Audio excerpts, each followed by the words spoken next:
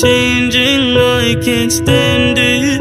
My heart can't take this damage. And the way I feel, can't stand it. Baby, I don't understand this. You're changing, I can't stand it. My heart can't take this damage. And the way I feel, can't stand it. Baby, I don't understand it. Girl, you're making it hard for me. That was XXX Tentacion with Changes. Welcome to the Rise Weekly Review for May 3rd through May 10th, 2021. On Wednesday the 5th, 4 men were injured in a South Shore shooting. The men were outside on a porch on the 6900 block of South Cornell around 10:20 p.m. According to police, 3 men approached the group on foot and began firing shots. The youngest of the men, aged 31, was struck in the leg. A 33-year-old was also shot and struck in the chest and arm. A 37-year-old was hit in the upper chest, and a 39-year-old was struck in the leg. The 37-year-old was taken to Christ Medical Center in Oak Lawn and was last reported in fair condition.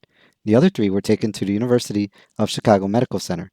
The 33-year-old was last reported in critical condition. The 31 and 39-year-olds were both reported in fair condition. Anyone with information on Chicago crimes is asked to contact 311 or leave an anonymous tip at cpdtip.com. A 31-year-old man passed away after a shooting in South Shore on Monday the 3rd. The shooting occurred around 5:50 p.m. on the 7800 block of South Shore Drive. The man was struck by someone firing shots in the hand, groin, and leg. He was taken to the University of Chicago Medical Center, where he passed away from his injuries. A 50-year-old man was shot in a Trumbull Park residence on Friday. The man was in a residence at the Trumbull Park Homes located on the 2400 block of East 105th Street around 3 p.m. Police said that the man heard gunshots outside the home and was struck by bullets that went through the window. The man was hit in the neck and chest. News reports said at least 12 bullet holes were visible in the front window. The man was taken to the University of Chicago Hospital. On Saturday, a woman was shot in a Hegwood shootout. According to reports, around 11 p.m., a woman fired several shots at a man on the 13600 block of South Brainerd. According to reports, the man returned fire and struck the woman once in the neck area. She was taken to the University of Chicago Medical Center under police custody and last reported in serious condition. In another South Shore shooting, a 35-year-old was injured on Saturday. According to police, around 12:30 a.m., the man was sitting in his vehicle on the 1600 block of East 70th Street. Another vehicle pulled up beside him and someone inside began firing shots. The man was hit multiple times throughout his body. He was taken to the University of Chicago Medical Center and last reported in critical condition. A 17-year-old is facing charges after carjacking a 32-year-old woman on Wednesday. According to reports, the carjacking occurred around 4 p.m. on the 10200 block of South Calhoun in Jeffrey Manor. Police found the teen about an hour and a half after the carjacking in South Chicago. He is facing aggravated vehicular hijacking and aggravated robbery charges. He is also facing misdemeanor theft and was cited for possession of a replica firearm. In national news, the U.S. Centers for Disease Control released projections on the COVID pandemic during the week. The CDC projections suggest that if the U.S. remains on the current path of high vaccination rates and social distancing, a sharp decline in the number of U.S. cases could be expected by July. The indicators also suggest a reduction in COVID-related deaths can also be expected. However, the good projection news is based on the assumption that people continue to take precautions. Some states are increasingly becoming more lax in their COVID precautions. In Florida, during the week, state officials have reported more than 10,000 cases of a COVID variant spreading following spring break activities. Florida remains home to the most variant COVID cases in the U.S. Current vaccines are expected to provide some protections against known variants. However, the more the virus spreads, the more mutations will occur. In local news, the City of Chicago announced during the week that it would be pausing the permit approval process for the Reserve Management Group's expansion of its Southside Recycling Plant, or General Iron, on the east side. It's a victory for everyone involved in this movement that has supported us and has dedicated a life to fight against environmental racism for the past 30 years. Following an email sent by the city, there were several conflicting accounts by different media outlets and local activists. Some headlines read the permit was being held indefinitely.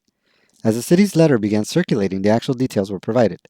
In the letter, the city announced that it would delay a permitting decision until the Chicago Department of Public Health completed work on an environmental impact study done in collaboration with the U.S. EPA.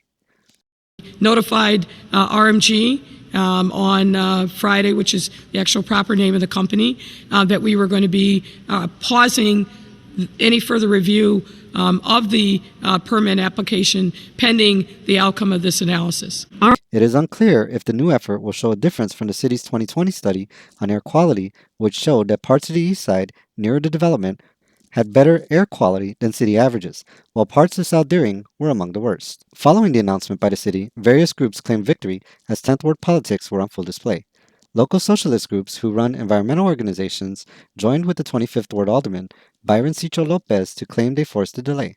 This is an urgent call for all elected officials to do as you said, to not only talk the talk, but walk the walk of environmental justice and to put all communities before profit. It's enough of the shenanigans. It's enough of pitching communities against each other. This is the time to advocate for every single community, no matter where the zip code is. Members of the group who have been critical of current 10th Ward Alderwoman Susan Sadlowski Garza's response to RMG have been attempting to position a candidate to run against her in the 2023 Chicago municipal election. The groups have been attempting to use RMG in a similar way to how groups used Leucadia and Petcoke against former Alderman John Pope. However, some have also criticized these groups for their assistance to the Alderwoman in crafting the Chicago Large Facility Recycling Ordinance that allowed the RMG expansion. In response to criticisms, the Alderwoman released a letter she sent to Dr. Awadi in January asking her to delay the permit until the federal Housing and Urban Development civil rights complaint by environmental groups alleging environmental racism was settled.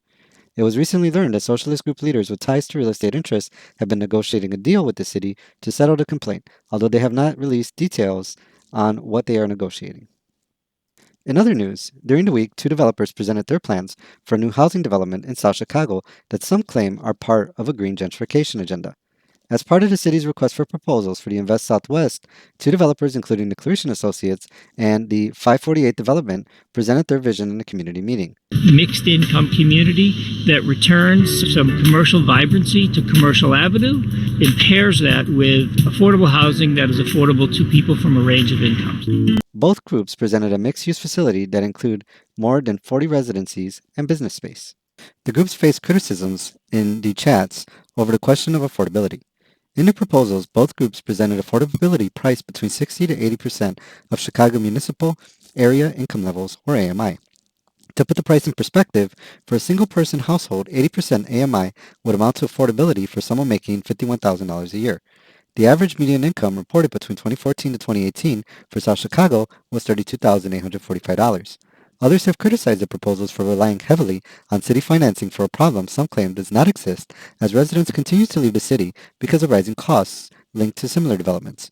Both of the proposals cost close to $30 million and rely on up to 70% of costs to come from a combination of city funding, including TIFs, tax breaks, and other incentives. In other news, the search continues for a man missing after a boat capsized in East Chicago. 20-year-old Kelvin Soto Crespo went missing after the incident on Saturday the 1st. Authorities have searched the area for a week but still have not been able to find the body. The boat capsized around 2:15 p.m. at the East Chicago Marina. 3 men were rescued in the incident by the Chicago Fire Department in waters that had reached as low as 50 degrees Fahrenheit. The survivors, whose ages ranged from 19 to 50, were all treated for hypothermia. The cause of the crash is still under investigation. The family has set up a GoFundMe page to aid in the search for the body. Anyone with information about the missing man or the cause of the capsize is asked to contact Indiana Conservation Officers at 812-837-9536. In other local news, a man that was missing from Calumet City returned home safely. Manuel Garcia Jr. was reported missing on the 18th of April. With Garcia's return, 2 other stories have recently been shared about missing local residents. The Chicago Sun-Times reported over the weekend about a missing 15-year-old boy who was last seen in South Shore on April 20th. Calvin Merritt was last seen on the 7800 block of South Shore Drive. He is 5'3" and weighs about 140 pounds with black hair and brown eyes. Also over the weekend, a 55-year-old woman last seen in South Chicago was reported missing. 55-year-old Kimberly Boykin was last seen Tuesday the 4th on the 7900 block of South Oglesby. She is described as 5 foot 9 inches and about 250 pounds with brown eyes, black hair, and a dark brown complexion. Anyone with information on either of the 2 missing people is asked to contact Area 2 detectives at 312-747-8274. And that ends our weekly review for May 3rd through May 10th, 2021. Thank you for joining us for this week in review. Peace. Girl, you're making it hard for me. Girl, you're making it hard for me.